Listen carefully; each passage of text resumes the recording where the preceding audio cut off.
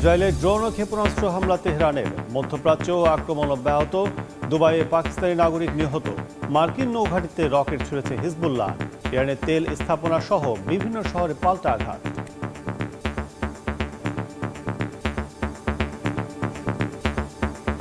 ইরানের শাসন কাঠামোকে গোটা বিশ্বের জন্য হুমকি আখ্যা নেতানিয়াহুর।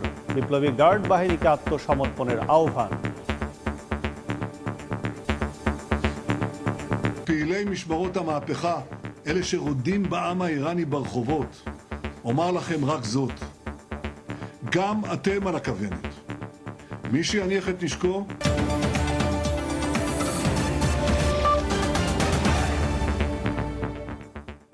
আন্তর্জাতিক সময়ের সঙ্গে আছে আমি কাজল আব্দুল্লাহ। ইসরায়েল জুড়ে ড্রোন ও ক্ষেপণাস্ত্র হামলা চালিয়েছে ইরান। এতে লক্ষ্যবস্তুতে আঘাত করা হয়েছে বলে দাবি করেছে তেহরান। একই সময়ে হাইফার মার্কিন নৌঘাঁটিতে রকেট ছুড়েছে হিজবুল্লাহ। জবাবে ইরানের দক্ষিণাঞ্চলে একটি তেল স্থাপনা লক্ষ্য করে হামলা চালায় তেল আবিব। সামরিক অভিযান সফল হয়েছে দাবি করে প্রেসিডেন্ট ডোনাল্ড ট্রাম্প বলেছেন, ইরানের প্রেসিডেন্ট হিসেবে এমন কাউকে দেখতে চান যিনি দেশটিকে যুদ্ধের দিকে ঠেলে দেবে না।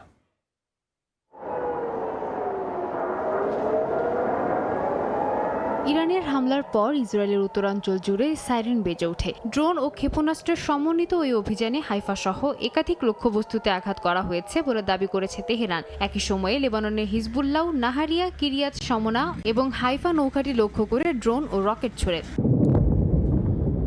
পাল্টা জবাবে ইরানের দক্ষিণাঞ্চলের একটি তেল স্থাপনা লক্ষ্য করে হামলা চালায় ইসরায়েল। এছাড়া তেহরান সহ বেশ কয়েকটি শহরে হামলার কথা জানিয়েছে স্থানীয় গণমাধ্যম। অন্যদিকে লেবাননে নতুন সামরিক অভিযান চালিয়েছে ইসরায়েল। লেবাননের স্বাস্থ্য মন্ত্রণালয় জানিয়েছে, হামলায় বহু মানুষ হতাহত হয়েছেন। কয়েক লাখ মানুষ ঘরবাড়ি ছেড়ে আশ্রয় কেন্দ্রে যেতে বাধ্য হয়েছেন। এক ভিডিও বার্তায় ইসরায়েলি প্রধানমন্ত্রী বিনিয়ামিন নেতানিয়াহু বলেন, ২০২৪ সালের যুদ্ধবিরতি বাস্তবায়নের মূল দায়িত্ব লেবানন সরকারের। হিজবুল্লাহকে নিরস্ত্র করা এখন বৈরুতের কর্তব্য।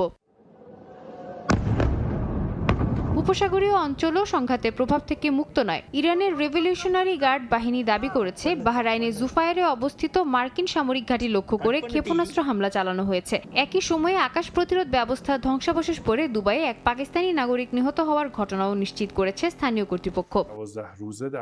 কূটনৈতিক অঙ্গনে যুক্তরাষ্ট্রের বিরুদ্ধে কঠোর অবস্থান নিয়েছে তেহরান। ইরানের জাতীয় নিরাপত্তা পরিষদের প্রধান আলী লারিজানি বলেছেন, দ্রুত যুদ্ধ জিতে ইরানে বিশৃঙ্খলা সৃষ্টি এবং নেতৃত্ব কাঠামো ভেঙে দেওয়ার যে পরিকল্পনা ওয়াশিংটন করেছিল তা ব্যর্থ হয়েছে। তার দাবি, যুক্তরাষ্ট্র ও ইসরায়েলের বিরুদ্ধে ইরানের জনগণ এখন আরও বেশি ঐক্যবদ্ধ।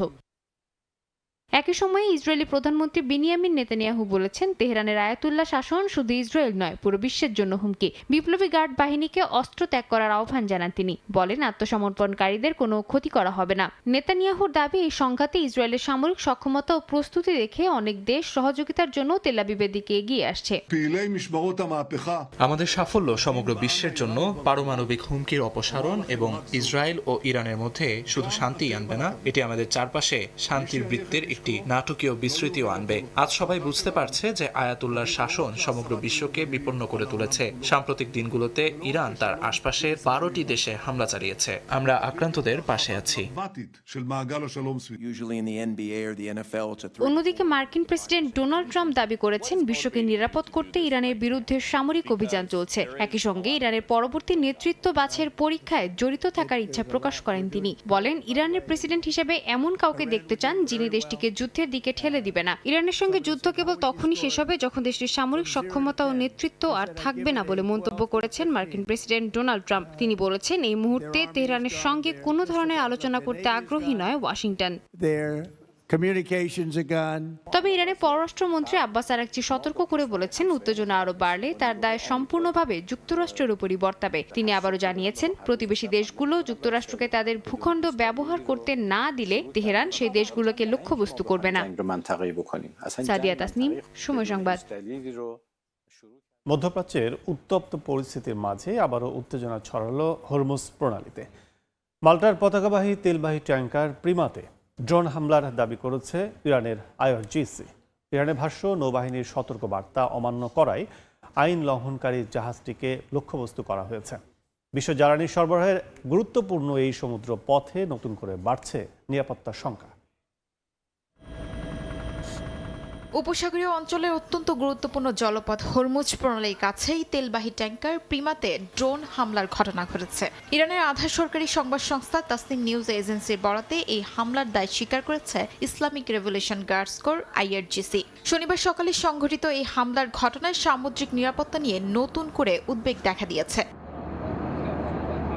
IRGC জানিয়েছে হরমুজ প্রণালীতে জাহাজ চলাচল সাময়িকভাবে নিষিদ্ধ ঘোষণা করা হয়েছিল এবং নৌবাহিনীর পক্ষ থেকে বারবার সতর্কবার্তা দেওয়া হয়েছিল, কিন্তু সেই নির্দেশনা উপেক্ষা করে ট্যাঙ্কারটি ওই এলাকায় চলাচল অব্যাহত রাখে। এই কারণে জাহাজটিকে আইন লঙ্ঘনকারী হিসেবে আখ্যা দিয়ে লক্ষ্যবস্তু করা হয়েছে বলে দাবি করেছে তারা।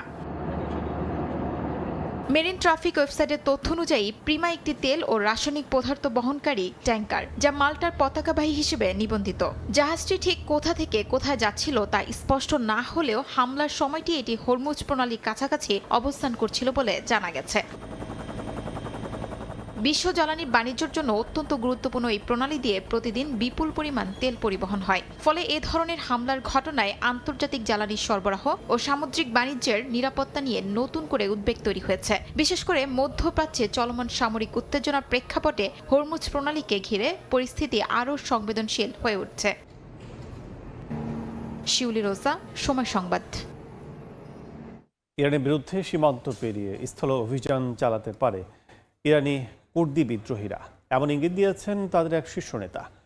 উত্তর ইরাকের কুর্দিস্তান অঞ্চলে অবস্থান করা গোষ্ঠীটির সঙ্গে যুক্তরাষ্ট্র যোগাযোগ করেছে বলেও দাবি করা হয়েছে। এর মধ্যেই বিচ্ছিন্নতাবাদী ঘাঁটি লক্ষ্য করে হামলার দাবি করেছে ইরানের IRGC।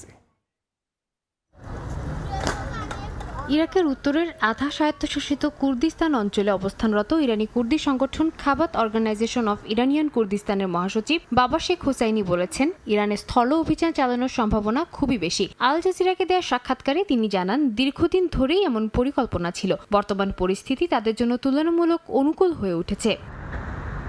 হুসেইনির দাবি, বিভিন্ন মাধ্যমে যুক্তরাষ্ট্র তাদের সঙ্গে যোগাযোগ করেছে, যদিও এখনও সরাসরি কোনো বৈঠক হয়নি। তবে আনুষ্ঠানিক সিদ্ধান্ত না হলেও সীমান্ত পেরিয়ে অভিযানের সম্ভাবনা উড়িয়ে দেয়া যাচ্ছে না। এ ধরনের পদক্ষেপ ইরানের ভেতরে কুর্দি বিদ্রোহকে নতুন মাত্রা দিতে পারে বলেই মনে করা হচ্ছে। এদিকে ইরানের Islamic revolutionary guard corps IRGC জানিয়েছে, শনিবার ইরাকের কুর্দিস্তান অঞ্চলে থাকা 3টি বিচ্ছিন্নতাবাদী ঘাঁটি লক্ষ্য করে হামলা চালানো হয়েছে। তাসনিম নিউজ এজেন্সির বরাতে IRGC সতর্ক করে বলেছে, কুর্দি গোষ্ঠীগুলো যদি ইরানের আঞ্চলিক অখণ্ডতার বিরুদ্ধে কোনো পদক্ষেপ নেয় তবে তাদের গুঁড়িয়ে দেওয়া হবে। এ পরিস্থিতিতে ইরাক সরকার ও কুর্দিস্তান আঞ্চলিক সরকার যৌথভাবে বলেছে, প্রতিবেশী দেশের বিরুদ্ধে হামলার জন্য ইরাকি ভূখণ্ড ব্যবহার করা যাবে না। তবে একই সময় ইরাকের বিভিন্ন স্থানে ড্রোন ও ক্ষেপণাস্ত্র হামলার ঘটনাও ঘটেছে। এরবিল ও বাগদাদ বিমানবন্দর সহ তেল স্থাপনাগুলো লক্ষ্য করে হামলার খবর পাওয়া গেছে। যুক্তরাষ্ট্রের দূতাবাস সতর্ক করেছে, ইরানপন্থী গোষ্ঠীগুলো বিদেশিদের ব্যবহৃত হোটেলকেও লক্ষ্যবস্তু করতে পারে। সাদিয়া তাসনিম, সময় সংবাদ। ইরানের সম্ভাব্য হামলার আশঙ্কায় সাইপ্রাসে যুদ্ধ বিমান পাঠানোর পরিকল্পনা করছে তুরস্ক। একই সঙ্গে কূটনৈতিক তৎপরতাও জোরদার করেছে আঙ্কারা। আর ব্রিটিশ প্রধানমন্ত্রী কিয়ার স্টারমারের সঙ্গে ফোনালাপে তুরস্কের প্রেসিডেন্ট সতর্ক করেছেন, দীর্ঘমেয়াদী সামরিক সংঘাত আঞ্চলিক স্থিতিশীলতার জন্য বড় হুমকি হয়ে উঠতে পারে। মধ্যপ্রাচ্যের উত্তেজনা ছড়িয়ে পড়ছে পূর্ব ভূমধ্যসাগরেও। ইরানের সম্ভাব্য পাল্টা হামলার আশঙ্কায় সাইপ্রাসে F-16 যুদ্ধবিমান মোতায়েনের পরিকল্পনা করছে তুরস্ক। ফরাসি বার্তা সংস্থা AFP জানিয়েছে, তুরস্কের প্রতিরক্ষা মন্ত্রণালয় এই পদক্ষেপ বিবেচনা করছে। মূল লক্ষ্য শুধু তুরস্ক নিয়ন্ত্রণাধীন সাইপ্রাস অঞ্চলে নিরাপত্তা জোরদার করা এবং দ্বীপটিকে সম্ভাব্য আঞ্চলিক সংঘাতের প্রভাব থেকে সুরক্ষা দেয়া। সম্প্রতি পূর্ব ভূমধ্যসাগরের দ্বীপ সাইপ্রাস ইরানি ড্রোন হামলার লক্ষ্যবস্তুতে পরিণত হওয়ার পর পরিস্থিতি আরও সংবেদনশীল হয়ে ওঠে। ওই হামলার পর আঙ্কারা মনে করছে সাইপ্রাস ঘিরে সামরিক ঝুঁকি বেড়েছে। ফলে প্রতিরক্ষা প্রস্তুতির অংশ হিসেবে উত্তরাঞ্চলে যুদ্ধ বিমান মোতায়েনের পরিকল্পনা করা হচ্ছে। এদিকে কূটনৈতিক ক্ষেত্রেও সক্রিয় হয়েছে তুরস্ক। স্থানীয় সময় শনিবার ব্রিটিশ প্রধানমন্ত্রী কিয়ার স্টারমারের সঙ্গে ফোনে কথা বলেন তুরস্কের প্রেসিডেন্ট রিসেপ তাইপ এরদোয়ান। তুরস্কের প্রেসিডেন্টের কার্যালয়ে বিবৃতিতে বলা হয়, ইরান ইস্যুতে উত্তেজনা কমাতে এবং আলোচনার পরিবেশ তৈরিতে আন্তর্জাতিক উদ্যোগ বাড়ানোর সুযোগ এখনো রয়েছে। ফোন আলাপে এরদোয়ান জানান, ইরানের ওপর সাম্প্রতিক হামলার পরবর্তী পরিস্থিতি নিবিড়ভাবে পর্যবেক্ষণ করছে আঙ্কারা। একই সঙ্গে তিনি সতর্ক করে বলেন, দীর্ঘমেয়াদী সামরিক হস্তক্ষেপ শুধু মধ্যপ্রাচ্য নয়, বরং আঞ্চলিক ও বৈশ্বিক স্থিতিশীলতার জন্য মারাত্মক ঝুঁকি তৈরি করতে পারে। তাই সামরিক উত্তেজনার পাশাপাশি কূটনৈতিক সমাধান খোঁজার উপরেও জোরদার দিচ্ছে তুরস্ক। শিউলি রোজা, সময় সংবাদ। বিশ্ব বাণিজ্যের লাইফলাইন খ্যাত হরমুজ প্রণালী এখন এক উত্তপ্ত বারুদে পরিণত হয়েছে। ইরানের সামরিক বাহিনীর কড়া হুঁশিয়ারিতে কার্যত স্থবির এই নৌপথ, যার প্রভাব পড়েছে বিশ্বজুড়ে জ্বালানি সরবরাহে। যুক্তরাষ্ট্র ও ইসরায়েলি জাহাজের জন্য নিষেধাজ্ঞা আর চলমান সংঘাতের জেরে বিশ্বের জ্বালানি নিরাপত্তার ভবিষ্যৎ এখন চরম অনিশ্চয়তার মুখে। হরমুজ প্রণালী বন্ধের কোনো আনুষ্ঠানিক পরিকল্পনা নেই বলে জানিয়েছে ইরান। তবে তেহরানের সামরিক মুখপাত্রের সাফ কথা, যুক্তরাষ্ট্র ও ইসরায়েলের সঙ্গে সম্পৃক্ত কোনো জাহাজ এই পথ দিয়ে গেলে তা সরাসরি নিশানা করা হবে। কার্যত কোনো জাহাজকে আটকানো না হলে নিরাপত্তার দায়ভার এখন সংশ্লিষ্ট জাহাজকেই নিতে হচ্ছে।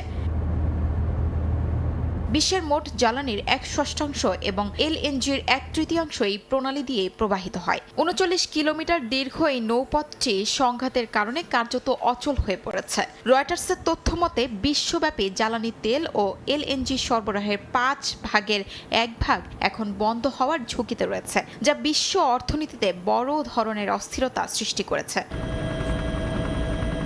ভোর্টেক্সার তথ্য অনুযায়ী সংঘাতের আগের তুলনায় হরমুজ প্রণালীতে জাহাজ চলাচল ভয়াবহভাবে কমেছে। জানুয়ারি মাসে যেখানে প্রতিদিন গড়ে 24টি জাহাজ চলাচল করত, সেখানে 1 মার্চ তা নেমে এসেছে মাত্র 4টিতে। বর্তমানে প্রায় 300টি তেলবাহী ট্যাঙ্কার এই এলাকায় আটকা পড়ে আছে, যা বিশ্ব জ্বালানি সংকটের তীব্রতাকে আরও স্পষ্ট করে তুলেছে। শিউলি রোজা, সময় সংবাদ। হরমুজ প্রণালী দিয়ে অপরিশোধিত তেল ও কাতারের তরলীকৃত প্রাকৃতিক গ্যাসবাহী জাহাজের নিরাপদ চলাচল নিশ্চিত করতে ইরানের সঙ্গে আলোচনা করছে চীন। বার্তা সংস্থা রয়টার্সকে 3টি কূটনৈতিক সূত্র এ তথ্য জানিয়েছে। সংশ্লিষ্ট সূত্রগুলো বলছে, ইরানের সঙ্গে বন্ধুত্বপূর্ণ সম্পর্ক থাকা এবং মধ্যপ্রাচ্যের জ্বালানির ওপর ব্যাপকভাবে নির্ভরশীল চীন হরমুজ প্রণালীতে জাহাজ চলাচল অচল করে দেওয়ার বিষয়ে নাখোশ। বেজিং এখন তেহরানকে এই প্রণালী দিয়ে জাহাজের নিরাপদ চলাচলের অনুমতি দিতে চাপ দিচ্ছে। বিশ্বের দ্বিতীয় বৃহত্তম অর্থনীতির দেশ চীনে নিজেদের প্রয়োজনীয় তেলের প্রায় 45% আসে এই প্রণালী দিয়ে। ইরানের ওপর যুক্তরাষ্ট্র ও ইসরায়েলের চলমান যৌথ হামলা এবং তেহরানের পাল্টা জবাবের কারণে গুরুত্বপূর্ণ এই নৌপথটি বর্তমানে প্রায় বন্ধ রয়েছে। ফলে বিশ্বজুড়ে তেল ও এলএনজি সরবরাহের 1/5 বন্ধ হয়ে যেতে বসেছে।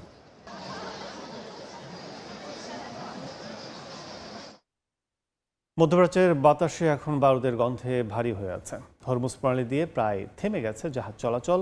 এত কিছুর পরও অনেকটা নীরব দর্শক হয়ে আছে ইরানপন্থী হাউথি বিদ্রোহীরা। বিশ্লেষকরা বলছেন, তরুপের তাস হিসেবে গোষ্ঠীটিকে ব্যবহারের অপেক্ষায় আছে তেহরান। তবে মধ্যপ্রাচ্যের রণক্ষেত্রে হাউথিদের এই রহস্যময় নীরবতা নিয়ে দানা বাঁধছে হাজার প্রশ্ন। গত 28 ফেব্রুয়ারি ইরানে যুক্তরাষ্ট্র ও ইসরায়েল যৌথ হামলা চালায়। সেই সংঘাতের আঁচে পুড়ছে গোটা মধ্যপ্রাচ্য। আমিরাত, বাহরাইন কিংবা কুয়েতের আকাশে যখন ক্ষেপণাস্ত্রের গর্জন, থমকে আছে হরমুজ প্রণালীর জাহাজ চলাচল, তখন আশ্চর্যজনকভাবে শান্ত ইয়েমেন। দীর্ঘ সময় ধরে লোহিত সাগরে পশ্চিমা জাহাজে হামলা চালানো হাউথি যোদ্ধারা এখন পর্যন্ত কেবল মৌখিক নিন্দা আর রাজপথে বিক্ষোভের মধ্যেই নিজেদের সীমাবদ্ধ রেখেছে। লড়াকু এই গোষ্ঠীটির এমন আকস্মিক নীরবতা ভাবিয়ে তুলেছে আন্তর্জাতিক সমর বিশ্লেষকদের মতে হাউথিদের এই নীরবতা মূলত কৌশলগত ধৈর্য এবং গত কয়েক বছরের তিক্ত অভিজ্ঞতার ফসল। গত বছর আগস্টে সানায় ইসরায়েলি বিমান হামলায় প্রধানমন্ত্রী ও চিফ অব স্টাফ সহ 12 উচ্চপদস্থ নেতাকে হারায় গোষ্ঠীটি। এই ক্ষতি হাউথির নেতৃত্বকে আগের চেয়ে অনেক বেশি সতর্ক করে তুলেছে। বর্তমানে তাদের প্রধান লক্ষ্য হল সরাসরি ইসরায়েলি বা মার্কিন প্রতিশোধমূলক হামলা এড়িয়ে নিজেদের অস্তিত্ব টিকিয়ে রাখা এবং নেতৃত্বকে রক্ষা করা। তবে এই নীরবতাকে দুর্বলতা ভাবার কোনো অবকাশ নেই বলে মনে করেন রাজনৈতিক বিশ্লেষকরা। তাদের মতে হাউথিরা মূলত ইরানের সবুজ সংকেতের অপেক্ষায় রয়েছে। তেহরান সম্ভবত নিজেদের এই তুরুপের তাসটিকে যুদ্ধের পরবর্তী ধাপের জন্য জমিয়ে রাখছে। যদি ইসরায়েলি মার্কিন হামলা অব্যাহত থাকে তবে হাউথিরা কেবল ইসরায়েল নয় বরং সংযুক্ত আরব আমিরাত এমনকি সোমালিল্যান্ডের মতো আঞ্চলিক অংশীদারদের ওপরও ড্রোন ও ক্ষেপণাস্ত্র নিয়ে ঝাঁপিয়ে পড়তে পারে। ইরানের সস্তা ড্রোন মোকাবিলা করতে গিয়ে যুক্তরাষ্ট্র ইসরায়েলের ইন্টারসেপ্টর ক্ষেপণাস্ত্রের মজুদ ফুরিয়ে আসছে। এমন অবস্থায় হাউথিরা ড্রোন ও ক্ষেপণাস্ত্র দিয়ে হামলা চালানো শুরু করলে বেকায়দায় পড়তে পারে ইসরায়েল। ফারহাদ চৌধুরী, সময় সংবাদ। আন্তর্জাতিক সময় আর থাকছে। আকস্মিক বন্যায় কেনিয়ার নাইরোবিতে 23 জনের প্রাণহানি, ভেসে গেছে রাস্তাঘাট, যানবাহন। যুক্তরাষ্ট্রের মধ্যাঞ্চলে টর্নেডোর আঘাতে নিহত 8, চলছে উদ্ধার অভিযান।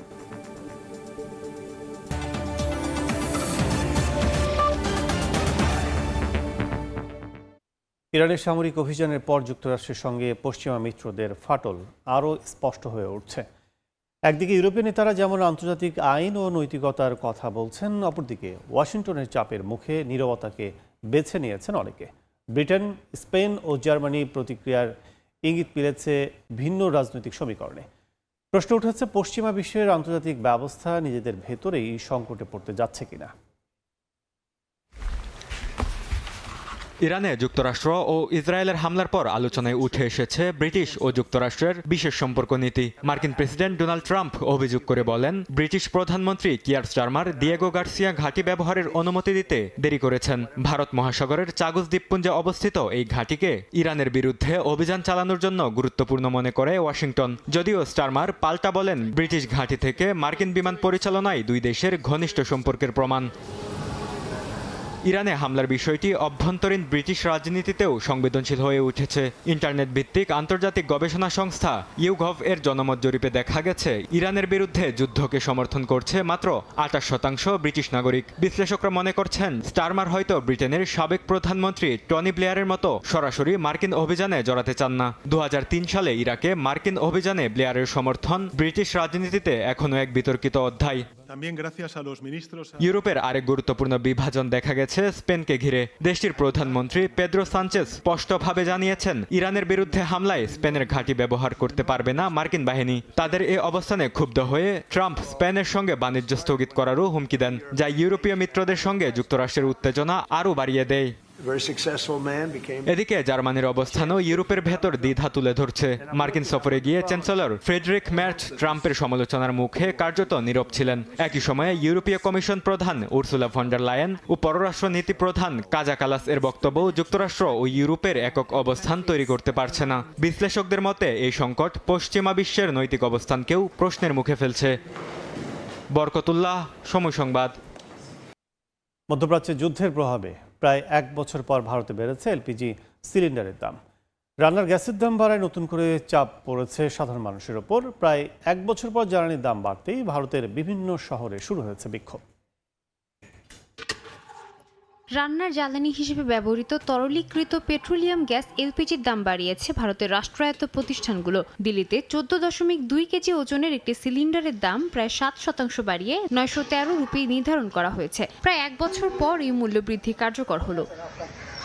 জ্বালানি বাজারে অস্থিরতার জন্য মধ্যপ্রাচ্যের চলমান সংঘাতকে দায়ী করা হচ্ছে। যুক্তরাষ্ট্র ও ইসরায়েলের সঙ্গে ইরানের যুদ্ধের কারণে সরবরাহে অনিশ্চয়তা তৈরি হওয়ায় আন্তর্জাতিক বাজারে এলপিজির দাম বেড়েছে। বিশ্বের দ্বিতীয় বৃহত্তম এলপিজি আমদানিকারক দেশ ভারত, যেখানে ব্যবহৃত গ্যাসের প্রায় 2/3 আমদানি করা হয়।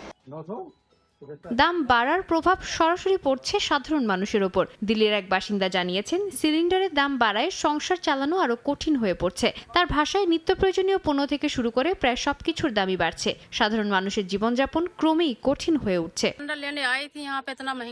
আমি এখানে একটি সিলিন্ডার কেনার জন্য এসেছি। এসে দেখি দাম 60 টাকা করে বেড়ে গেছে। এত মূল্যস্ফীতি, এটা আমাদের জন্য অনেক সমস্যা তৈরি করছে। রান্নাঘরের জিনিসপত্র থেকে শুরু করে সবকিছুর দাম বেড়েছে। আমরা কিভাবে আমাদের ঘর চালাবো? মূল্যবৃদ্ধির প্রতিবাদে দেশের বিভিন্ন স্থানে বিক্ষোভ হয়েছে। বিরোধী দল কংগ্রেস অভিযোগ করেছে, এই সিদ্ধান্তের মাধ্যমে মধ্যবিত্ত ও নিম্ন আয়ের মানুষের ওপর নতুন করে চাপ সৃষ্টি করেছে সরকার। দলটি সরকারের কাছে গ্যাসের দাম আগের পর্যায়ে ফিরিয়ে নেওয়ার আহ্বান জানিয়েছে। সাদিয়া তাসনিম, সময় সংবাদ। পাকিস্তানের ডিজেল ও পেট্রোলের দাম প্রায় 20% বাড়ানোর ঘোষণা দিয়েছে দেশটির সরকার। টেলিভিশনে দেয়া এক বার্তায় দেশটির জ্বালানি মন্ত্রী জানান, আন্তর্জাতিক বাজারে জ্বালানির দাম বাড়ার কারণে এই সিদ্ধান্ত নেওয়া হয়েছে। নতুন ঘোষণায় ডিজেলের দাম বাড়িয়ে 321.17 রুপি এবং পেট্রোলের দাম 335.86 রুপি প্রতি লিটার করা হয়েছে। দাম বৃদ্ধির ঘোষণার আগেই লাহোর ও করাচি সহ বড় শহরের পেট্রোল পাম্পে দীর্ঘ লাইন দেখা যায়। অনেক জায়গায় জ্বালানি সরবরাহ কমে গেছে বলে জানিয়েছেন কর্মীরা। সৌদি আরব ও সংযুক্ত আরব আমিরাত থেকে তেল আমদানি করে পাকিস্তান। দেশটির সরকার বলছে, পরিস্থিতি অনুযায়ী প্রতি সপ্তাহে জ্বালানির দাম পুনর্মূল্যায়ন করা হবে।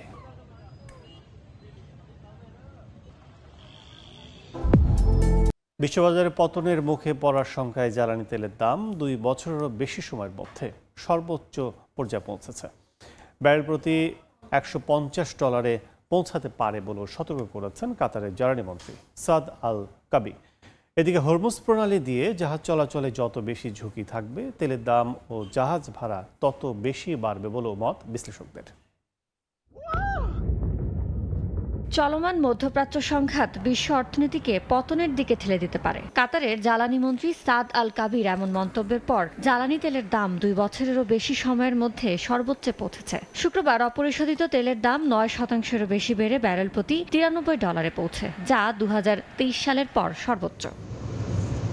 কয়েক সপ্তাহ ইরান সংঘাত অব্যাহত থাকলে তেলের দাম ব্যারেল প্রতি $150 পৌঁছাতে পারে বলেও সতর্ক করেন কাতারের জ্বালানি মন্ত্রী। বলেন, যুদ্ধ চলতে থাকলে বিশ্বের বিভিন্ন দেশের জিডিপির প্রবৃদ্ধির ওপর প্রভাব পড়বে। সব দেশেরই জ্বালানির দাম আরও বাড়বে। এতে কেবল গাড়ির তেল ভরতেই খরচ বাড়বে তা নয়, বরং সেই সঙ্গে খাবার ও আমদানি করা পণ্যের দাম বাড়বে, কিছু পণ্যের ঘাটতি দেখা দেবে এবং যুক্তরাজ্য ও যুক্তরাষ্ট্রের মতো বড় অর্থনীতির দেশের পাশাপাশি বিভিন্ন দেশের মূল্যস্ফীতি বেড়ে যাবে।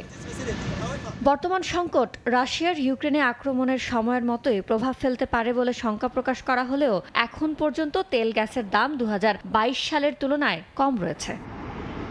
এলএনজি কারখানায় সামরিক হামলার পর কাতার এনার্জি তাদের উৎপাদন বন্ধ করে দেয়। কাতারের জ্বালানি মন্ত্রীর মতে, যুদ্ধ অব্যাহত থাকলে আগামী কয়েকদিনের মধ্যে অন্যান্য জ্বালানি রফতানিকারকদেরও একই পদক্ষেপ নিতে হবে। তবে যুদ্ধ যদি এখন বন্ধ হয়, তার সত্ত্বেও জ্বালানি উৎপাদন স্বাভাবিক গতিতে ফিরতে কয়েক সপ্তাহ লাগতে পারে।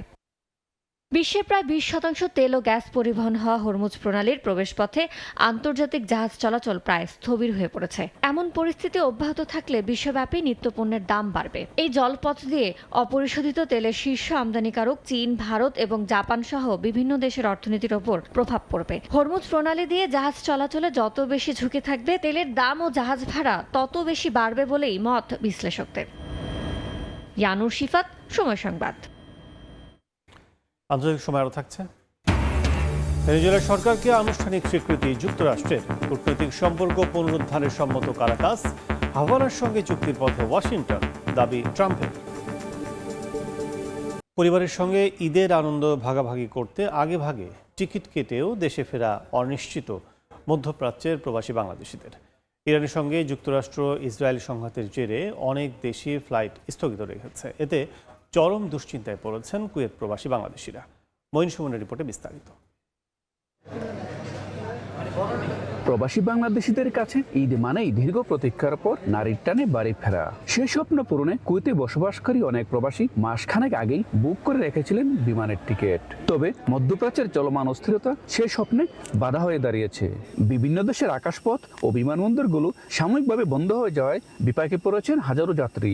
দেশে যাওয়ার জন্য টিকিট কিনছিলাম, কিন্তু এখন যে অবস্থা এই দেশের অবস্থা খারাপ অনেক আর কি।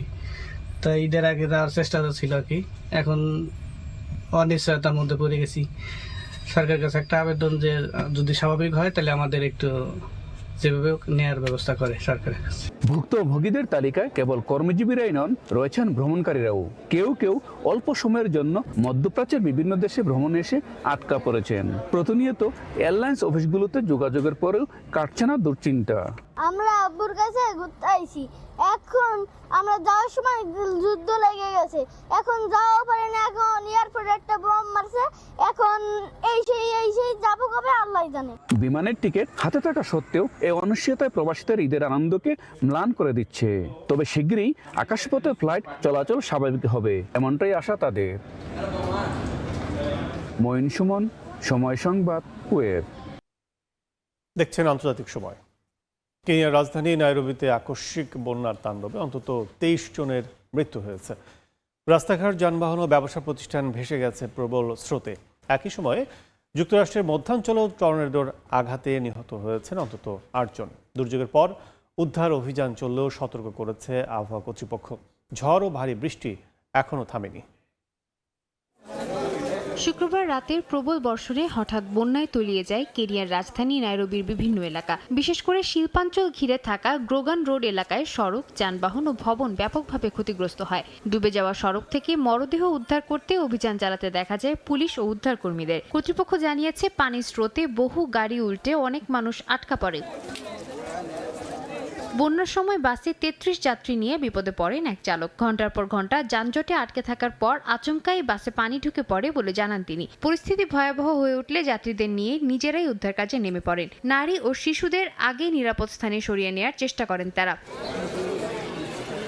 ক্ষয়ক্ষতির মুখে পড়েছে স্থানীয় ব্যবসাও। বৃষ্টির কারণে দোকানের সব পণ্য, সঞ্চয় ও দিনের বিক্রির টাকা হারান বিক্রেতারা। পানির স্রোত বাড়তে থাকায় কিছুই রক্ষা করতে পারেননি তারা। একই সময়ে যুক্তরাষ্ট্রের মিশিগান ও ওকলাহোমা অঙ্গরাজ্যে টর্নেডোর আঘাতে অন্তত 8 জন নিহত হয়েছেন। ক্ষতিগ্রস্ত এলাকায় ভেঙে পড়েছে ভবন, উল্টে গেছে গাড়ি এবং বিচ্ছিন্ন হয়েছে বিদ্যুৎ সংযোগ। কর্তৃপক্ষ জানিয়েছে, আরও বজ্রঝড় ও আকস্মিক বন্যার আশঙ্কা রয়েছে গ্রেট লেকস অঞ্চল থেকে টেক্সাস পর্যন্ত বিস্তৃত এলাকায়।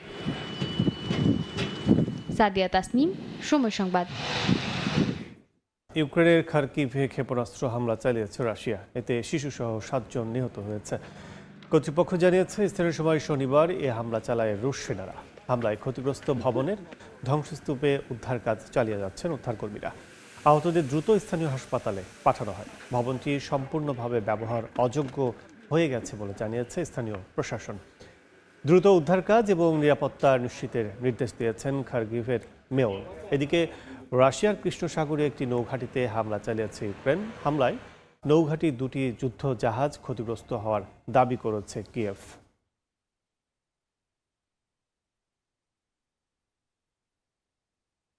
দক্ষিণ আমেরিকার দেশ ইকুয়েডরে মাদক চক্রের বিরুদ্ধে যৌথ সামরিক অভিযান চালিয়েছে যুক্তরাষ্ট্র ও ইকুয়েডর। ড্রোন, হেলিকপ্টার ও বিমান ব্যবহার করে সীমান্তবর্তী এলাকায় বোমা হামলা চালানোর দাবি করেছে কর্তৃপক্ষ।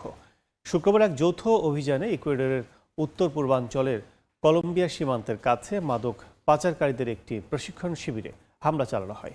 যুক্তরাষ্ট্রের সাউদার্ন কমান্ড ও ইকুয়েডরের প্রতিরক্ষা মন্ত্রণালয়ের তথ্য মতে, হেলিকপ্টার, যুদ্ধবিমান, নদীপথের নৌযান ও ড্রোন ব্যবহার করে ওই ক্যাম্পের অবস্থান শনাক্ত করে বোমা হামলা চালানো হয়।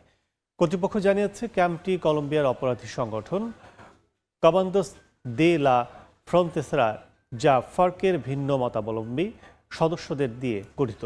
ইকুয়েডরের প্রেসিডেন্ট ড্যানিয়েল নবোয়া ক্ষমতায় আসার পর থেকে সংগঠিত অপরাধ দমনে সামরিক অভিযান জোরদার করেছেন। তবে অভিযানে কেউ নিহত বা আটক হয়েছে কিনা সে বিষয়ে এখনও বিস্তারিত জানানো হয়নি।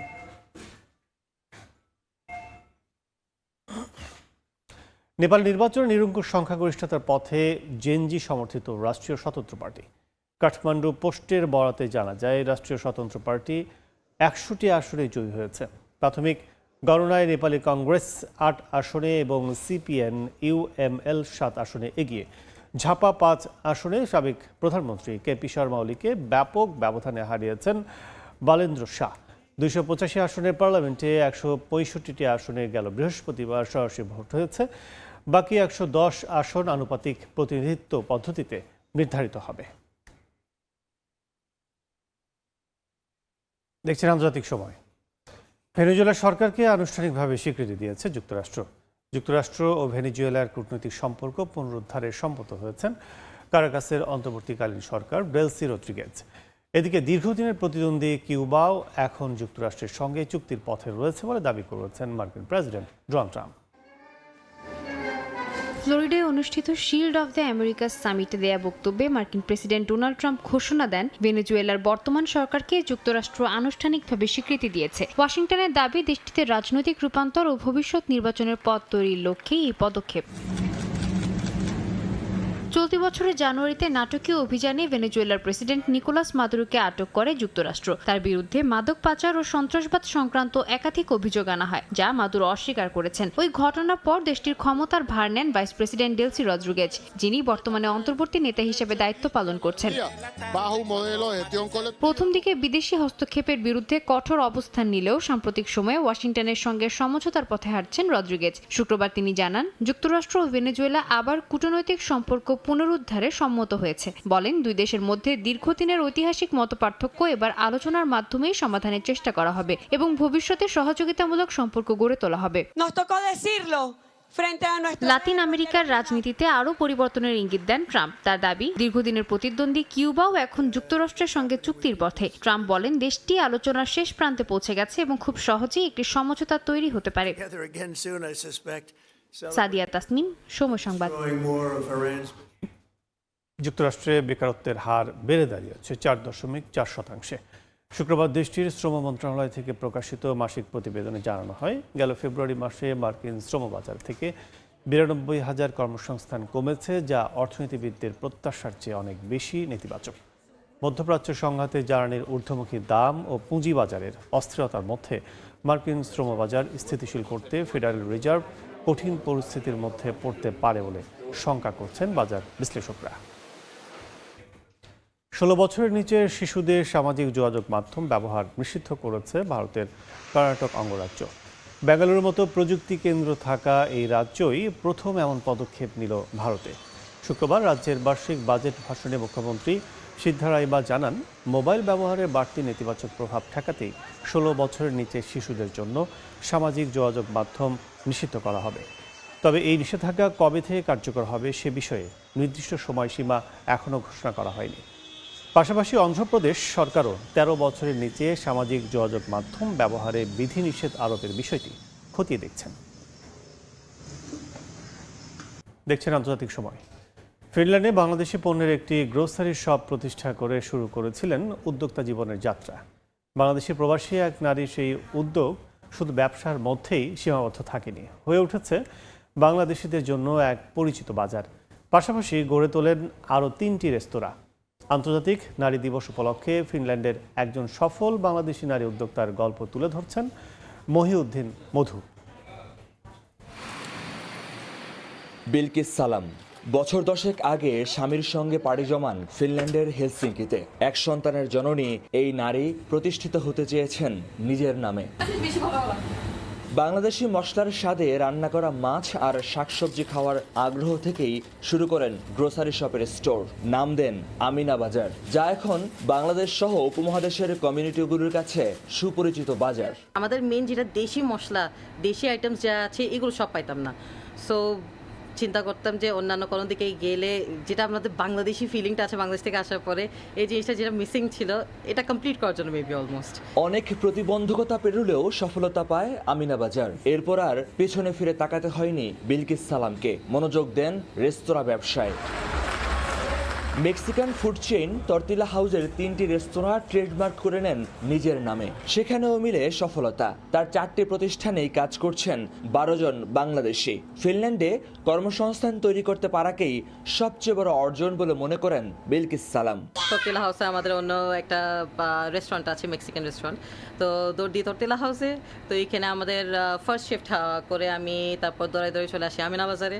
এত কিছুর মধ্যেও পরিবার সামলাচ্ছেন ঠিকঠাক। পাশাপাশি ব্যবসা পরিচালনার জন্য বিলকিস সালামকে আয়ত্ত করতে হয়েছে ইংরেজি, ফিনিশ, আরবি, হিন্দি ও উর্দু সহ বেশ কয়েকটি ভাষা। বাচ্চা কাচ্চা নিয়ে আমার একটা ছেলে আছে 5 বছর বয়সী, ওকে নিয়ে বাসা, দোকান, সব ব্রাঞ্চ দৌড়াদৌড়ি করা, এগুলো সবগুলো একটু ডিফিকাল্ট হয়, কিন্তু at the end of the day একটা শান্তি আছে যে নিজের, আলহামদুলিল্লাহ। প্রতিকূল আবহাওয়া, ভিন্ন সংস্কৃতি আর হাজার মাইল দূরের এক অন্য জীবন নারীর জন্য অনেকের কাছে যা অনিশ্চয়তার গল্প, কারো চেষ্টা আর পরিশ্রমে তা হয়ে ওঠে সম্ভাবনার নতুন অধ্যায়। মহিউদ্দিন মধু, সময় সংবাদ, ফিনল্যান্ড। যুক্তরাষ্ট্রের পেনসিলভেনিয়া অঙ্গরাজ্যে শুরু হয়েছে বিশ্বের সবচেয়ে বড় ফুল প্রদর্শনী। বিশেষ আয়োজন দেখে উচ্ছ্বাস প্রকাশ করেন দর্শনার্থী ও পর্যটকরা। এ যেন ফুলে ফুলে রঙিন এক বসন্তের জগৎ। শীতের মাঝেই হাজারো রঙিন ফুলে ভরে উঠেছে গোটা এলাকা। প্রকৃতি, ঐতিহ্য আর ব্যক্তিগত স্মৃতির গল্প নিয়ে সাজানো এবারের আয়োজন। এমন চিত্রের দেখা মিলল যুক্তরাষ্ট্রের ফিলাডেলফিয়া শহরের ফুলের প্রদর্শনীতে। শহরের পেনসিলভেনিয়া কনভেনশন সেন্টারে শুরু হয়েছে বিশ্বের সবচেয়ে বড় ইনডোর ফুল প্রদর্শনী ফিলাডেলফিয়া ফ্লাওয়ার শো। রঙিন ফুলের সমাহার এবং বিশাল আকারের ল্যান্ডস্কেপ ইনস্টলেশনে সেজে উঠেছে পুরো প্রদর্শনী হল। আয়োজকরা জানান, প্রতি বছরই হাজারো দর্শনার্থী এখানে ভিড় করেন বসন্তের আগমনী সৌন্দর্য উপভোগ করতে। গাছপালা ও ফুলের প্রতি ভালোবাসায় পৌঁছানোর পেছনে সবারই আলাদা কোনো গল্প আছে। কারো দাদা দাদি বা নানা নানি তাকে কিছু শিখিয়েছেন, আবার কেউ হয়তো অন্য কোনো জায়গা থেকে এখানে এসে নিজের ঐতিহ্য সঙ্গে নিয়ে এসেছেন। প্রদর্শনীতে রয়েছে গোলাপি সাইক্লামেন, সাদা অর্কিড আর বেগুনি, কমলা, হলুদ টিউলিপের মতো নানা জাতের ফুল। শীতের মধ্যে এমন ফুলের সমারোহ যেন হঠাৎ করে বসন্তের আগমনী বার্তা নিয়ে এসেছে মত দর্শনার্থীদের। অর্জিতা শেহজিন, সময় সংবাদ। আন্তর্জাতিক সময়ের শীর্ষ সংবাদগুলো জানিয়ে দিচ্ছি আরেকবার।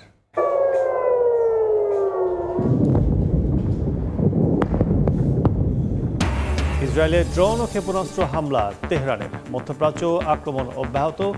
দুবাইয়ে পাকিস্তানি নাগরিক নিহত। ইরানের তেল স্থাপনা সহ বিভিন্ন শহরে পাল্টা আঘাত। আকস্মিক বন্যায় কেনিয়ার নাইরোবিতে 23 জনের মৃত্যু। ভেসে গেছে রাস্তাঘাট, যানবাহন। যুক্তরাষ্ট্রের মধ্যাঞ্চলে টর্নেডোর আঘাতে নিহত 8। চলছে উদ্ধার অভিযান। এবং ভেনেজুয়েলার সরকারকে আনুষ্ঠানিক স্বীকৃতি যুক্তরাষ্ট্রের। কূটনৈতিক সম্পর্ক পুনরুদ্ধারে সম্মত কারাকাস। হাভানার সঙ্গে চুক্তির পথে ওয়াশিংটন, দাবি ট্রাম্পের।